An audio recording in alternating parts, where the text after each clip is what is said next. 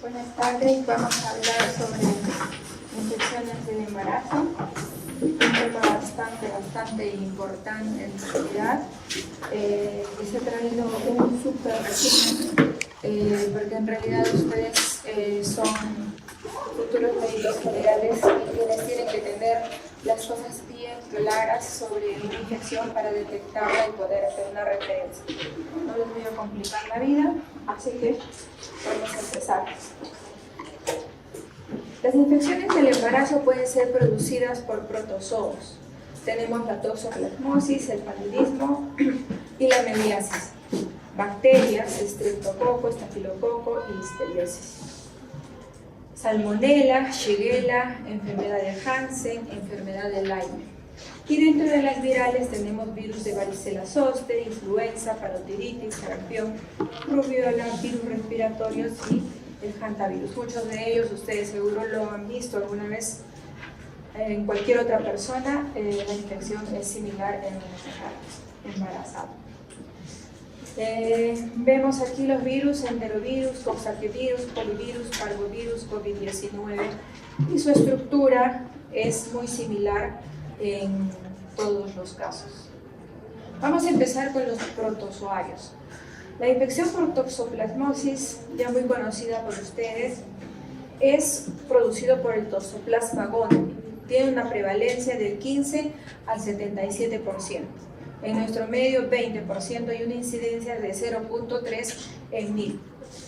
El ciclo de vida, como ya saben, el huésped definitivo es el gato. A través de las heces de este animalito va a poder contaminarse otros animales, también los vegetales, y a través de él puede contaminarse el ser humano. Pero en nuestro caso también puede ser pasado de la madre al feto.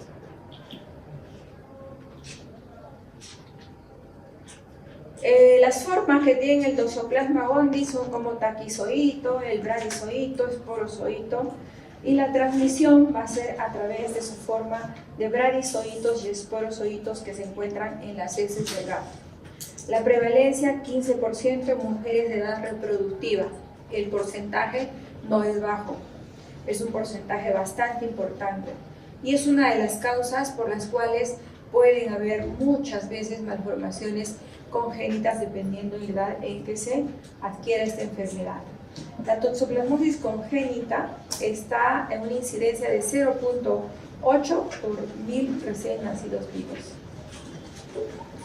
Esta infección congénita, como les digo, va a depender su gravedad del grado, va a ser el grado de acuerdo al trimestre en que se adquiera, o sea, primero, segundo, tercer trimestre, ¿no? El riesgo de infección, gracias, digo siempre, la naturaleza nos protege, es que la infección a las 13 semanas a menos es solo del 6%. En cambio, cuando estamos más de 13 semanas, hasta las 30 semanas, la infección se puede dar en un 72%.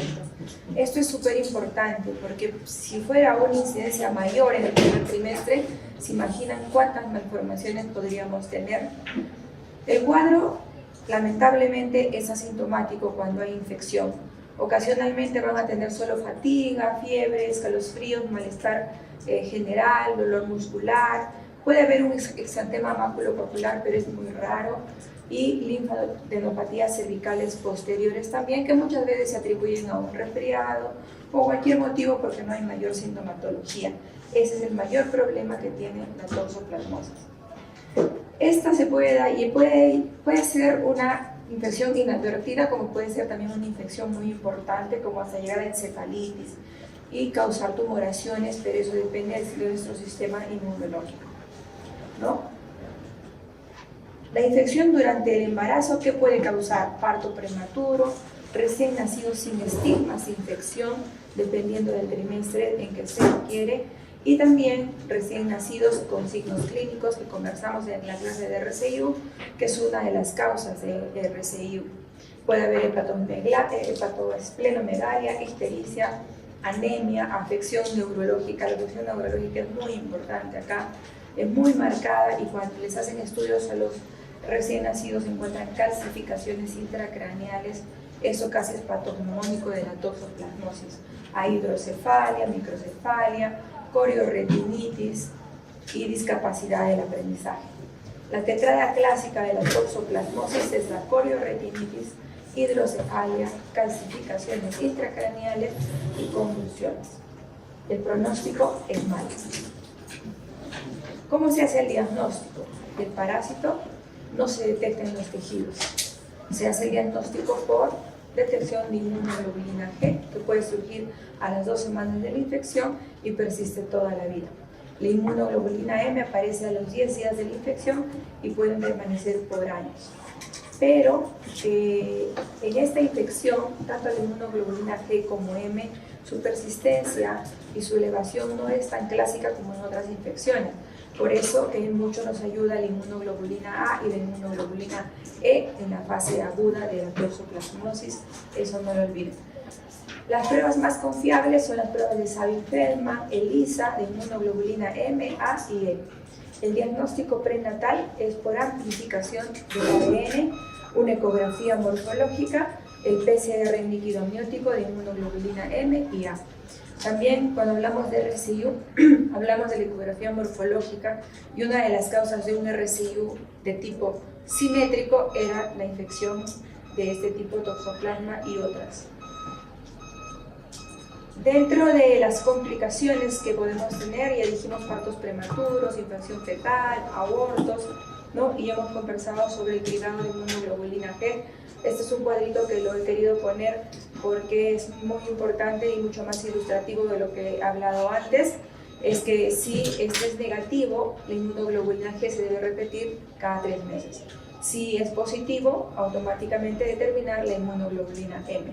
El diagnóstico materno se va a determinar por la seroconversión de la inmunoglobulina M a más de 2 semanas hasta el año, la inmunoglobulina G más una inmunoglobulina G previa. O sea, si antes tuvo una inmunoglobulina G previa negativa en el embarazo o antes de embarazarse, luego puede convertirse en una inmunoglobulina G positiva. Y a los 6 o 8 semanas de toda la vida pueden haber dosaje de estas inmunoglobulinas, ¿no? La nueva medida es la avidez de la inmunoglobulina G, ¿no? Cuánto puede detectarse inmunoglobulina G en sangre con pacientes con toxoplasmosis, pero se ha visto que también esta avidez es bastante baja. Entonces hay cierto problema en el diagnóstico de esta infección a nivel laboratorial, a diferencia de otras infecciones. La transmisión vertical no se va a dar durante la infección aguda, preinfección. La tetrada de Sabin ya se las mencioné y solo el 4% de los recién nacidos sintomáticos presentarán secuelas neurológicas permanentes, muerte o ceguera bilateral. Los signos más inespecíficos son exantema, ictericia, hepatoesplenomegalia, anemia, trombocitopenia, cardiomegalia y microftalmia.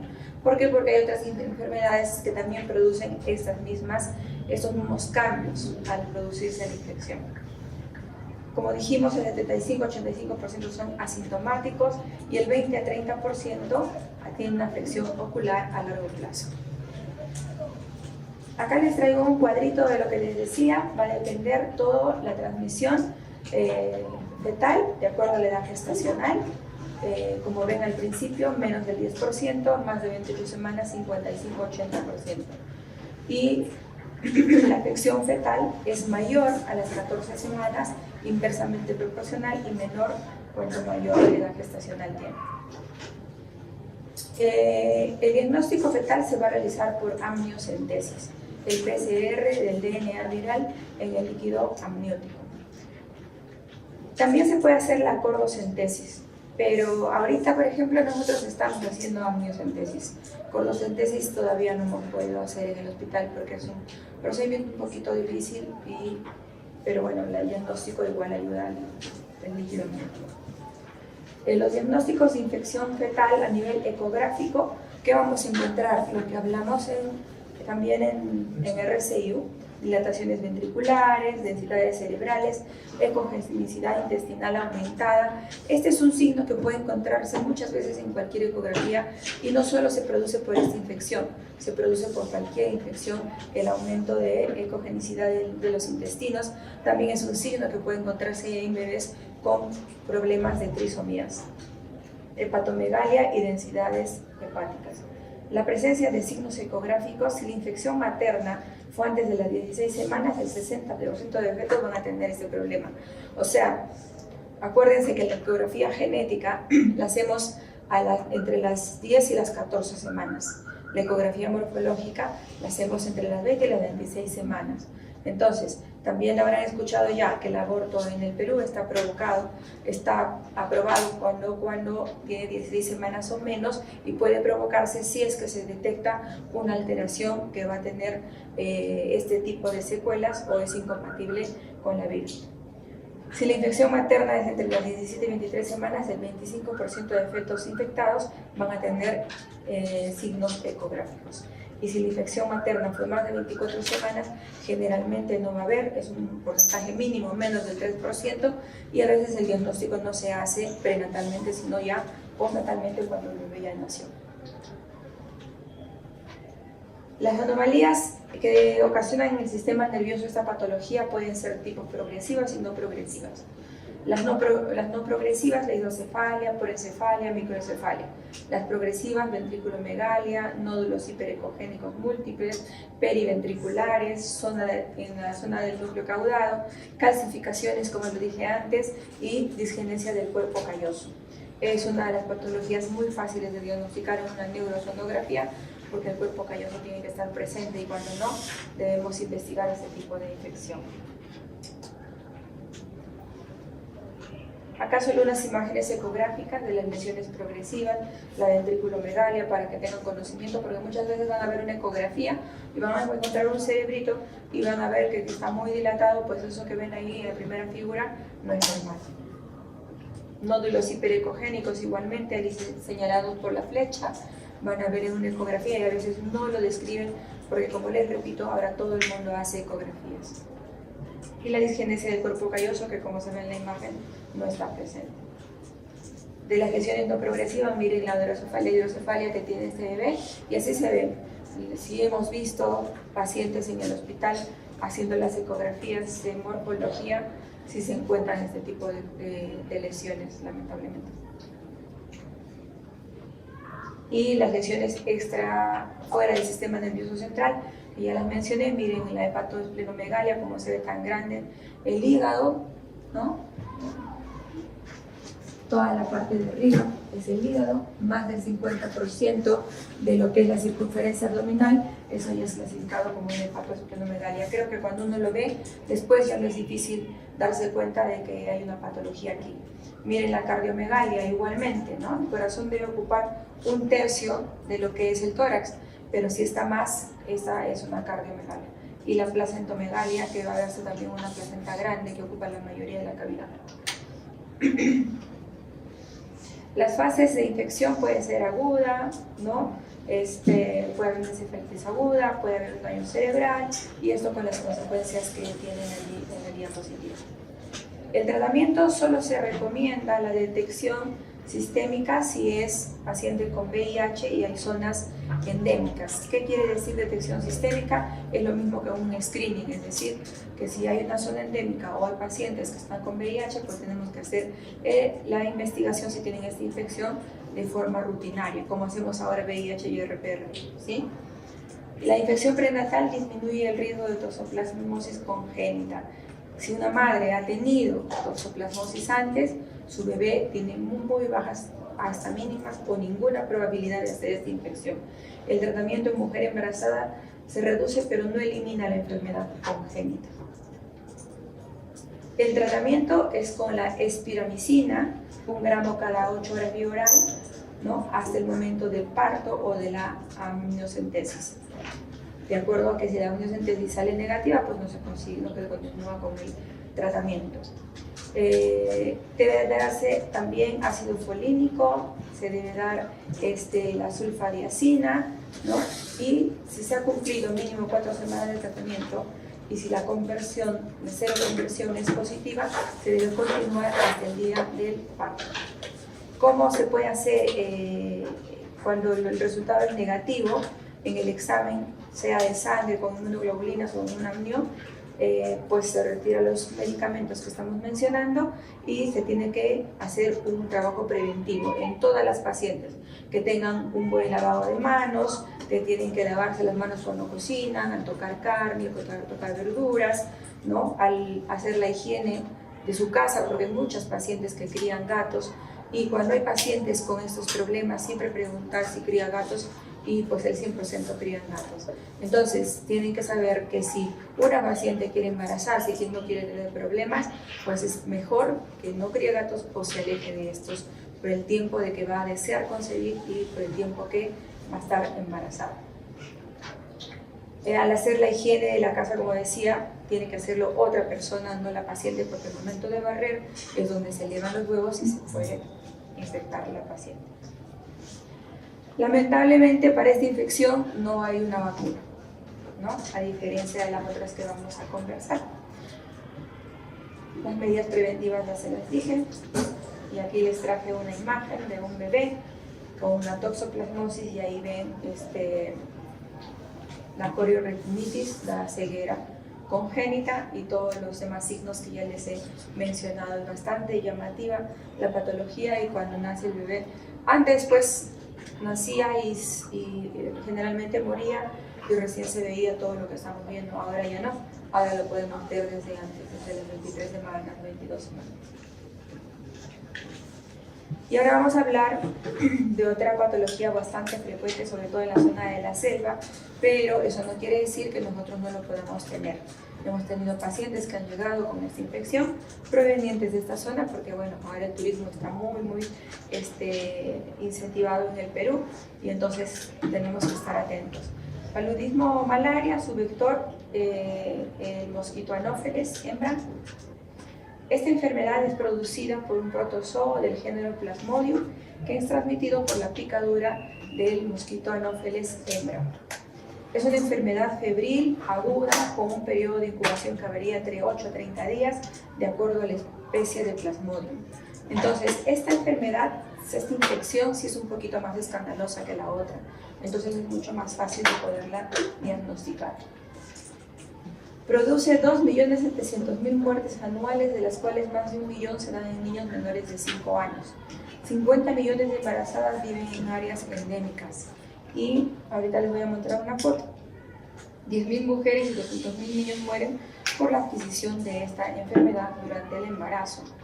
Y esta, en la zona roja, es todas las zonas que son endémicas. Y miren, el Perú está en un 70% afectado por esta enfermedad.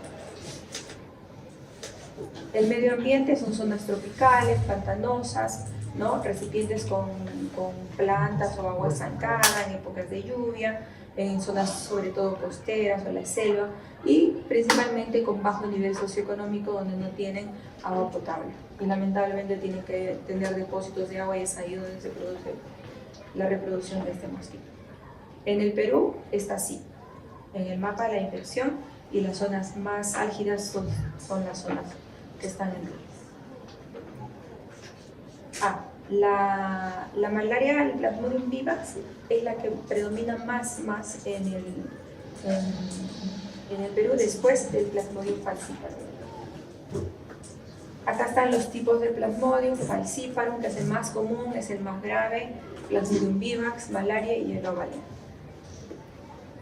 Este es el ciclo que sigue la infección, ¿no? Un mosquito pica a una persona, le pasa los esporozoitos, este va a ocuparse a nivel del hígado, va a haber una replicación asexuada, pasan a la sangre, ¿no? Cuando se rompen los hepatocitos por el exceso de estos parásitos, ¿no? Y van a invadir la sangre, van a invadir los eritrocitos en forma de trofozoitos. Esa es la fase de esquizogonía.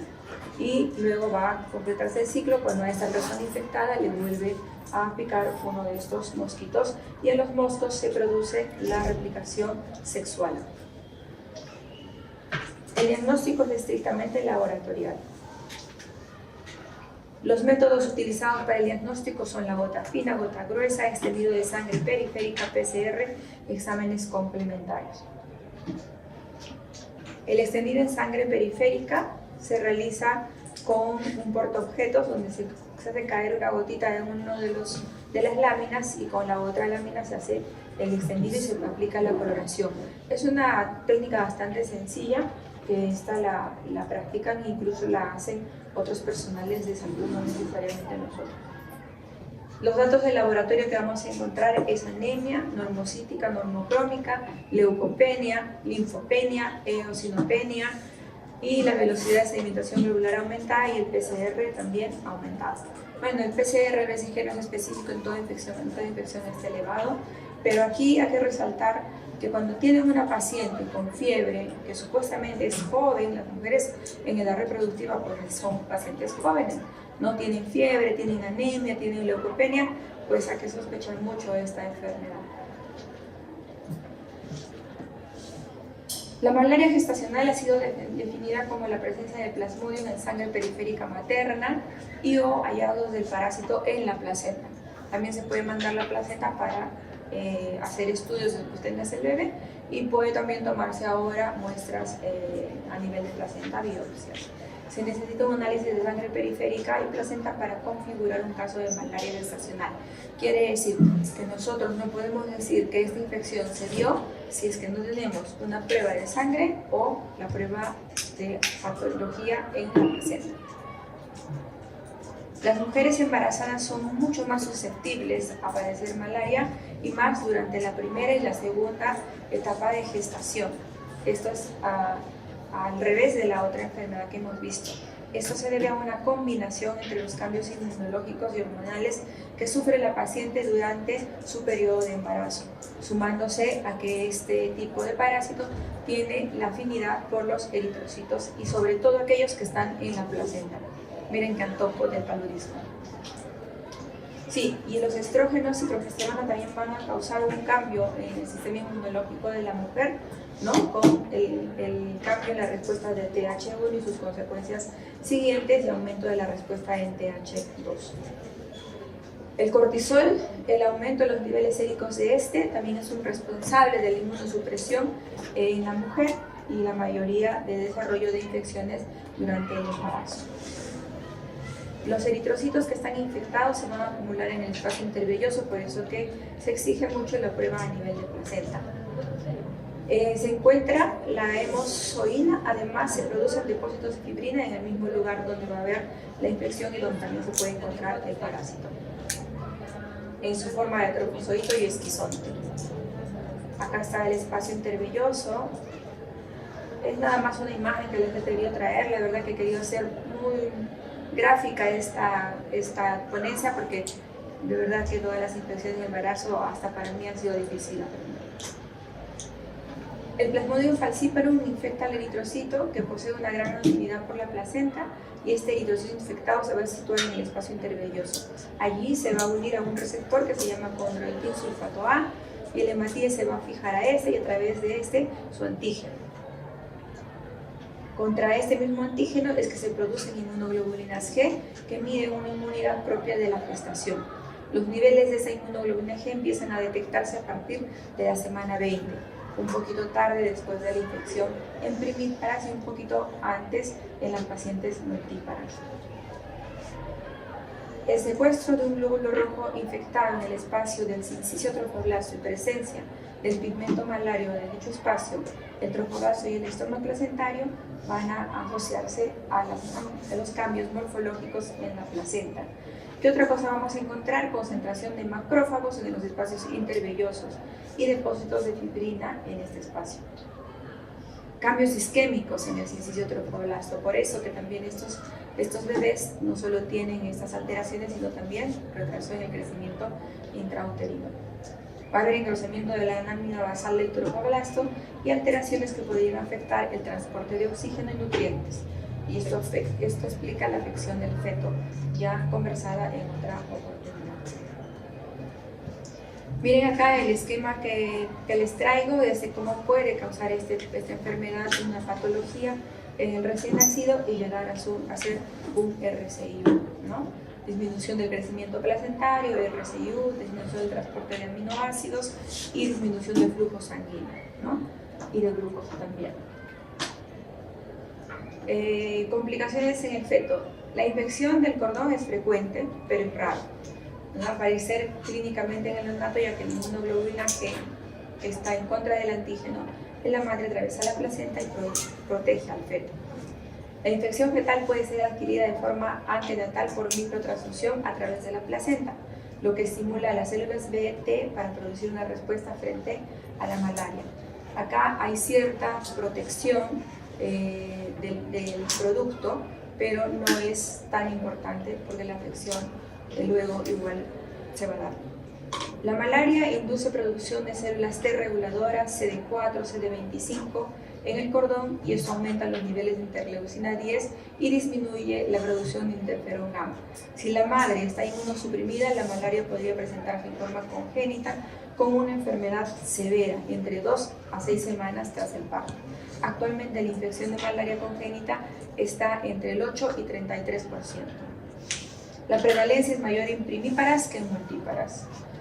La infección se debe sobre todo a la especie del Plasmodium falciparum.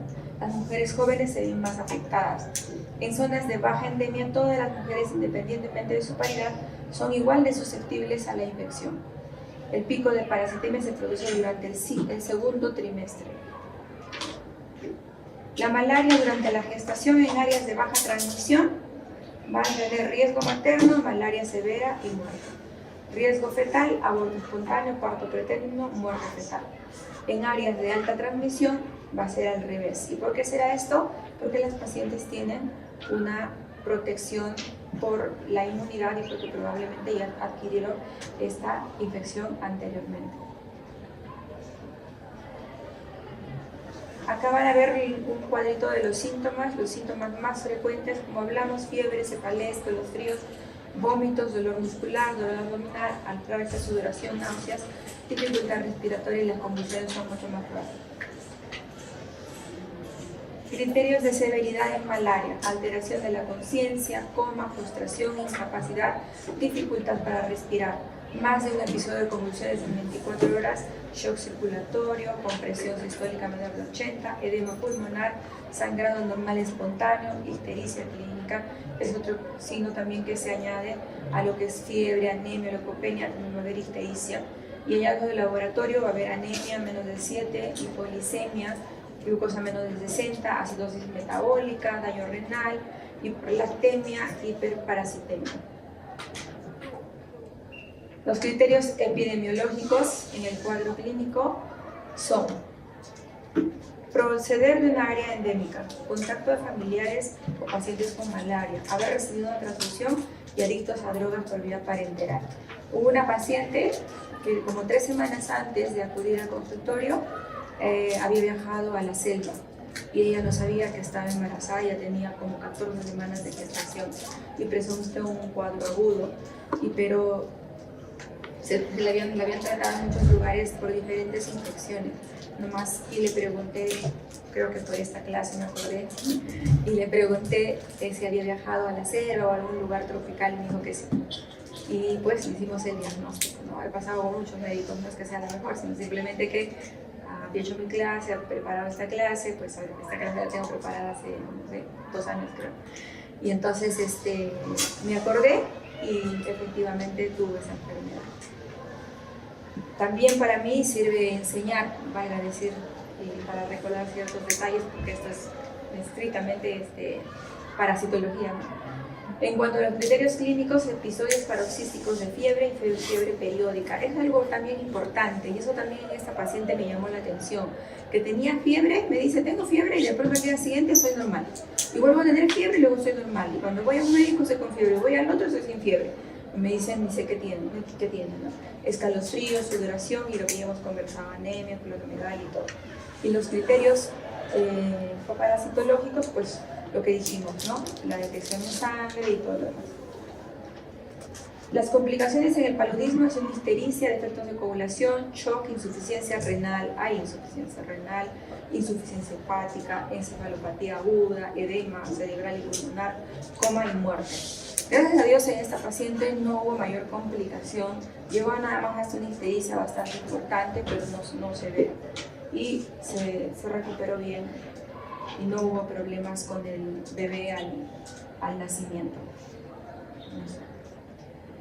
En pacientes sintomáticos o asintomáticas, la causa y tasa de mortalidad durante el embarazo son las complicaciones que pueden darnos en esta etapa. El Plasmodium falciparum se asocia con tasas altas de mortalidad y en etapas iniciales causan abortos. Es más frecuente en los últimos 2 trimestres y en el puerperio. Al depositarse en zona vascular de la placenta, parásitos, macrófagos, monocitos, esto, como hemos visto en la lámina anterior, va a producir óbitos, partos prematuros y RCIU. Ustedes dirán que repito mucho esto, pero es que es la parte importante de saber de esta infección, ¿no? Ya ustedes se saben todo el ciclo mejor que yo, pero lo que yo quiero enseñarles es qué problemas trae esta enfermedad en la madre y en el feto, y son esos: parto prematuro, óbitos, abortos y RCIU. También van a tener las madres mayor riesgo de preeclampsia, eclampsia, los bebés con bajo peso al nacer, mortalidad perinatal, sobre todo en zonas endémicas. Hemorragia posparto, pues sí, porque va a haber una alteración hepática, y al ver alteración hepática va a haber alteración del perfil de coagulación. En la infección congénita, todo tipo de malaria puede ser transmitida de forma congénita, pero más en los casos de infección por el Plasmodium falciparum y vivax. La mortalidad materna, la mayoría de las muertes se producen en adolescentes primíparas. No se olviden de eso, que es más, esta infección es mucho más grave en primíparas que en multíparas, y casi siempre se debe a la anemia severa, y es frecuente también la infección hepática. Han visto en la figura que les mostré donde se meten los parásitos más a la zona hepática, y un daño hepático en una gestante es un problema bastante serio. El tratamiento va a ser la cloroquina, la primaquina, pero en gestantes vamos a dar la cloroquina. Y este cuadrito se los traje para que lean lo que dice en rojo. No administrar primaquina a gestantes, ¿no? Entonces, vamos a darle solo la cloroquina. También eso es muy importante, el tratamiento, porque como médicos generales van a estar en una zona endémica. Entonces, ¿qué le van a dar a la paciente? La cloroquina. ¿Cómo se le va a dar? Tabletas de 250 miligramos, ¿no? En la primera semana van a darle el primer y segundo día 4 tabletas. El tercer día, 2 tabletas. Van a descansar el cuarto, quinto, sexto y séptimo día. Y luego van a continuar las siguientes 3 semanas, hasta cumplir 4 semanas, 2 tabletas de cloroquina hasta el parto. No se olviden, cloroquina. La prevención, pues, con repelentes, mosquiteros, ventanas, insecticidas, fungicidas, manipulación ambiental, nebulización, fumigaciones, vacunas, pero la forma más importante de prevenir es evitar estar en una zona, tener el agua depositada, y cuando estás en una zona endémica, pues hacer todo lo que se requiere para protegerte, y si se puede, pues cambiarte de zona durante el embarazo. Y el otro es el tratamiento de los casos, quimioprofilaxis y la vacunación. La vacuna va dirigida al producto del GenVar, responsable de la unión del Plasmodium falciparum al condroitin sulfato A. Su seguridad durante el embarazo no está clara, pero sí está bien que las pacientes se vacunen con anticipación en zonas endémicas. O sea, hay que buscar la vacunación de las pacientes en estas zonas. Ahora vamos a pasar a la mebiasis. La mebiasis es un parásito ya bien conocido por ustedes. No es un protozoo producido por la entamoeba histolítica, es una especie parásita del hombre, ingresa al organismo por vía oral, siendo su mecanismo de transmisión el fecalismo. Su órgano predilecto es el colon. No puede invadir el hígado, pulmón, cerebro, sí, pero sobre todo en pacientes que son inmunosuprimidas. Y pueden producir un problema que es bastante frecuente en gestantes, dentro de lo que cabe decir frecuente, porque esta enfermedad se puede dar en las embarazadas, pero el diagnóstico es mucho más fácil, el tratamiento también, pero raras veces en pacientes que están inmunosuprimidas, desnutridas o tienen VIH o cualquier problema, pueden hacer un absceso hepático mediano, que es la mayor complicación. El embarazo es una condición que predispone a esta mebiasis invasora por el cambio del sistema inmunológico. Hay que tener presente que esta patología en embarazos con viajes recientes y también es producido en zonas endémicas y en migrantes de zonas altas, de alta prevalencia, África, Brasil, países subdesarrollados. El cuadro generalmente asintomático y muchas veces la evolución es fulminante en el embarazo y puede causar fiebre, dolor abdominal, van a haber heces sanguinolentas y puede presentar dolor en el hipocondrio derecho, náuseas, vómitos, y cuando hay dolor en el hipocondrio derecho hay que sospechar de un absceso hepático mediano. Es malo si se complica con un absceso, porque ya se imaginará un absceso en el hígado, difícil de tratar, es un tejido difícil de controlar cuando se hace una cirugía porque el sangrado es importante. La morbimortalidad materna va a depender de la precocidad en que se haga el diagnóstico. Cuanto más nos tardemos, mayores complicaciones. Y el tratamiento es multidisciplinario, ¿no? con infectólogos, ginecobstetras, cirujanos, radiólogos intervencionistas, y una paciente gestante con una mebiasis que no ha respondido al tratamiento durante 3 días, mejor la refiere.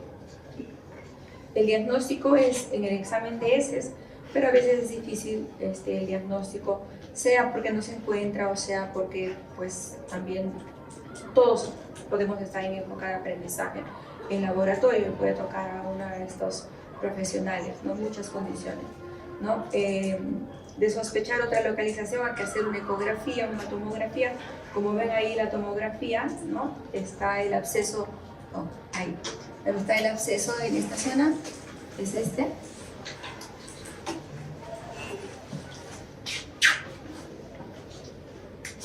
El tratamiento médico, metronidazol 500 miligramos cada 6 horas. A veces les dan cada 8, pero si es una paciente que la ven con riesgo de hacer una mayor infección, bueno, hay que evaluar riesgo-beneficio, usar el criterio también y darle cada 6 horas por 7, yo le daría por 10 días, ¿no? Esto es de elección, excepto en el primer trimestre. Acuérdense eso, el metronidazol podemos darlo, excepto en el primer trimestre. En el primer trimestre que vamos a usar el sesnidazol. Logramos dosis única. Y del absceso hepático, su tratamiento es químico. Complicaciones, como ya dijimos, del absceso, que la mebiasis durante el embarazo puede ocasionar pues, más infección, fiebre y más problemas y partos prematuros. No se ha reportado infección fetal por vía placentaria. Vía del parto por cesárea puede darse cuando hay un absceso, para evitar que el absceso hepático se pueda romper. Porque, pues bueno, cuando coja la paciente hace fuerza intraabdominal y eso puede romper el absceso. Y eso sería catastrófico. Bueno, vamos a pasar infecciones por bacterias. También acá les he traído un súper resumen importante que puede ser infecciones por estreptococo grupo A, grupo B, estafilococo, listeria, salmonella, shigella, la enfermedad de Hansen y de Lyme. Aquí tiene el estreptococo grupo A, Piógenes. Es la causa más frecuente de faringitis aguda y otras infecciones sistémicas como el limpético en pacientes gestantes. Quizás acá en la ciudad no se vea mucho, pero sí cuando vayan a su serum van a ver bastante. Yo hice mi serum en Camaná y encontré infecciones, no solo en gestantes, sino en todas las pacientes, sobre todo en niños, por el estreptococo grupo A. Esta bacteria produce diferentes toxinas y enzimas. Las cepas de superantígeno de M3 son muy graves. La infección por peral por estreptococo Piógenes es infrecuente actualmente. Acá les traigo las imágenes de lo que pueden ver en una infección en la faringe, en una paciente a nivel de piel, en el abdomen, en la parte de los labios, es así, el impétigo en los labios. Esa imagen que ven en los labios es impético. Entonces, que muchas veces no lo reconocen, pero nunca se olviden esa imagen de ese color amarillo y esa costrita amarilla que tiene. Eso es típico de un impétigo. También cuando fui a mi serum encontré un niñito que tenía una infección justo en el abdomen, ¿no? Con esas costritas amarillas, y ya estaba en tratamiento como 6 meses, creo. Era un niñito desnutrido, no estaba con una talla adecuada y todo. Y pues nada más le pusimos sus inyecciones de penicilina y pues,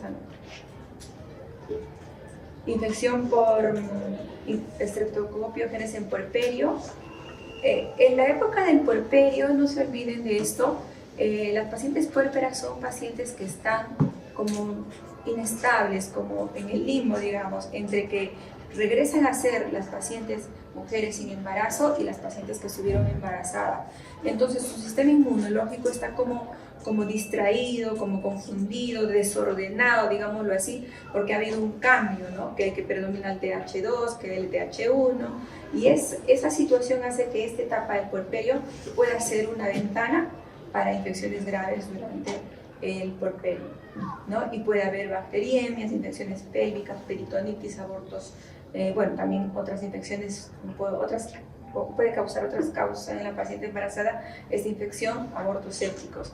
La infección en garganta, hay la escarlatina, que después de una infección, una faringitis, puede haber escarlatina, eso es típico de esta enfermedad. Puede haber un síndrome del shock tóxico también, hemos tenido pacientes en el hospital, sobre todo que son resistentes al antibiótico usual, celulitis y fascitis necrotizante. Hemos tenido fascitis necrotizante el año pasado en una paciente post-cesareada, pero obesa. El diagnóstico se hace con cultivos que tardan entre 18 y 48 horas. Un test rápido de detección de antígenos que detecta el antígeno carbohidrato específico de la pared del grupo, de este grupo A en pocos minutos. La presencia de títulos altos de antiestreptolicinas también nos ayudan a hacer el diagnóstico. Pueden producir, ya saben ustedes, por medicina que esta infección puede producir glomerulonefritis, fiebre reumática, endocarditis bacteriana y la escarlatina. La tasa de letalidad en el puerperio es de 3 a 4%, mortalidad 75%. Tratamiento: penicilina, amoxicilina, dicloxacilina y para los alérgicos a penicilina la eritromicina. Ahora el estreptococo grupo B o agalarquia. Este es la principal causa de mortalidad más que materna neonatal. Coloniza al 20 o 30% del aparato geniturinario de la embarazada y es la fuente de transmisión a nivel de perinatal. Cuando nace el bebé se puede contagiar. Igual que otros casos de cocos gram positivos que tienen pilis, ¿no? Y que lo dotan de una adhesividad e invasividad, ¿no? El Colegio Americano de Obstetras y Ginecólogos tienen publicado un folleto sobre esta infección del estreptococo grupo B y que indica que el 10 al 30% de mujeres embarazadas son portadoras de esta bacteria, ¿no? Y que se aloja en la vagina, en la zona rectal, y pueden transmitir a sus bebés durante el trabajo de parto. El cuadro clínico puede ser asintomático hasta llegar a la septicemia, afecta en el embarazo y va a causar parto prematuro, RPM, coriomielitis clínica y subclínica, infección fetal. La madre puede tener bacteriuria materna, pielonefritis, metritis puerperal. ¿Qué es la metritis? Es la infección del útero en todas sus capas. Osteomielitis y mastitis, y efecto en el recién nacido, septicemia. Y sí, pues ahora ha crecido muchísimo el área de neonatología. Cuando hagan pediatría y la parte de neonatología van a encontrar ahí bastantes recién nacidos que están en UCI y con infecciones bastante importantes. El tratamiento: penicilina fesódica 5 millones endovenoso dosis inicial y luego 2.5 millones cada 4 horas hasta el parto. Otra alternativa son la ampicilina, cefazolina, clindamicina, todas se administran hasta el parto. Miren cómo se da la contaminación del producto y mucho más si hay una RPM, se va a dar este problema. Hay muchos pacientes que llegan al hospital con una ruptura prematura de membranas, que con el tratamiento que les damos se mantienen estables, los bebés pueden llegar, si se rompió las membranas a las 27 semanas, nos da tiempo hasta que nazcan 31 o 32 semanas, de hecho se debe tener que tener cubierta antibiótica y todo. Pero hemos tenido pacientes que han terminado con una coriomielitis severa y se ha llegado incluso hasta la histerectomía. ¿Por qué? Porque la infección también puede producir atonía uterina, ¿no? Entonces tiene que estar en un nivel adecuado de una institución y recibir el tratamiento que corresponda. Y el manejo de estas pacientes es precisamente con hemograma cada 3 días, BCG, PCR, ¿no? Incluso cultivo de líquido amniótico. Esta infección va a suponer que el bebé está en un riesgo de poder desarrollar complicaciones. ¿Y cuáles son las complicaciones cuando nace? Va a ser neumonía, que es muy frecuente, sepsis en general, meningitis que les van a dejar secuelas neurológicas a los recién nacidos. Pueden hacer un prematuro de 35 semanas que hablamos antes, que puede tener un porcentaje o posibilidad mayor de una sobrevida con buena calidad, pero si se agrega una infección de estas, nos puede traer problemas neurológicos también. Cuando se dé el tratamiento adecuado y correcto durante el parto o antes, el riesgo de contagio es mínimo. Bueno, estos son unas figuritas para que vean los problemas, ¿no? La meningitis, miren cómo se ve anatomopatológicamente, y la neumonía, ¿no? de los bebés, artritis, infección de la piel. Pueden llegar, miren, hasta esa lesión de los dedos en la piel, ¿no? Es bastante lamentable, es muy triste. Acá cuando el bebé está saliendo se puede contagiar de esta bacteria. Muy bien, ahora vamos a pasar a los virus. Estamos tocando las infecciones más frecuentes. La varicela. La varicela es una infección viral muy frecuente. La infección primaria se adquiere por contacto directo con un individuo. Su periodo de incubación es de 10 a 21 días. El periodo de contagio va a producirse desde que se inicia el exantema hasta que las lesiones estén cubiertas de costra. Acuérdense de eso, porque después que una paciente ya tiene las costras, es bien difícil que produzca infección o contagio. El 95% de los adultos tienen signo de serología de inmunidad. Sí, porque muchos de ellos ya han tenido la varicela. Es una enfermedad eruptiva que es muy frecuente en la infancia, pero a veces es muy asintomática, o también por la que se puede colocar en forma particular generalmente. Ahí tenemos las lesiones. Miren, tenemos un recién nacido con esta infección. Lamentablemente, si la madre se contagia de varicela ¿cuánto dijimos que es el periodo? 21 días, 3 semanas antes de dar a luz, su bebé no va a tener problemas. Pero si la paciente se contagia dentro del periodo de incubación, digamos una semana y da a luz, su bebé se va a contagiar. Y también tuvimos una paciente en Honorio León. De verdad les digo que en Honorio hemos tenido todas las patologías, hasta las más raras, y el bebé se contagió. En la varicela primaria, los signos son pseudogripales, lesiones vesiculares proliferadas, que ya las conocen ustedes, ¿no? Que van a formar costra a los 3 o 7 días de haberse presentado.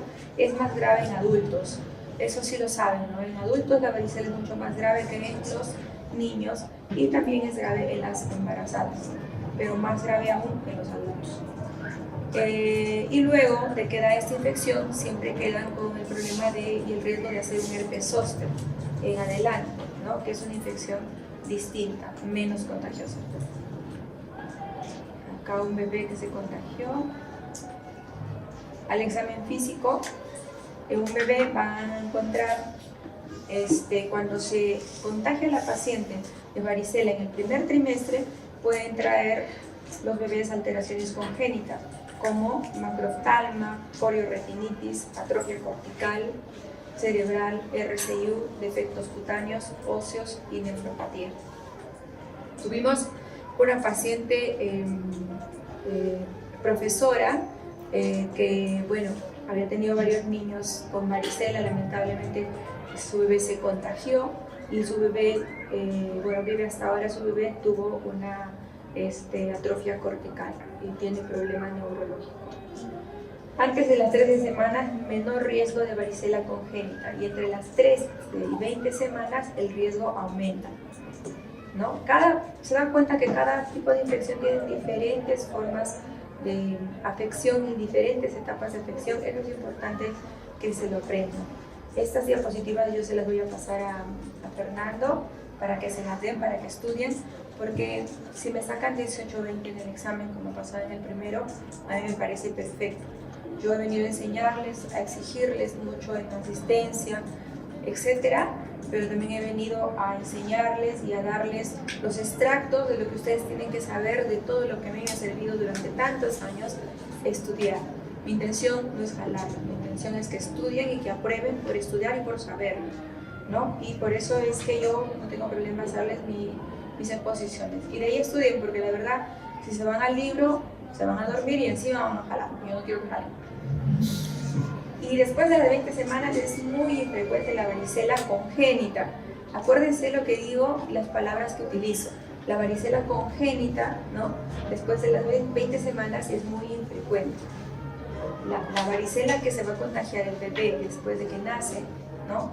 Es otro tipo de infección. Es una infección perinatal, ¿ok? Y acá está un bebé con varicela, con las lesiones cutáneas ya conocidas, retinocorioiritis, microoftalmia, catarata congénita, nistagmo, retraso mental. Y acá está lo que les decía, la infección perinatal, es cuando la mamá se contagia antes del parto, ¿no? Y va a dar riesgo que el bebé cuando nazca pues se contagia, ¿no?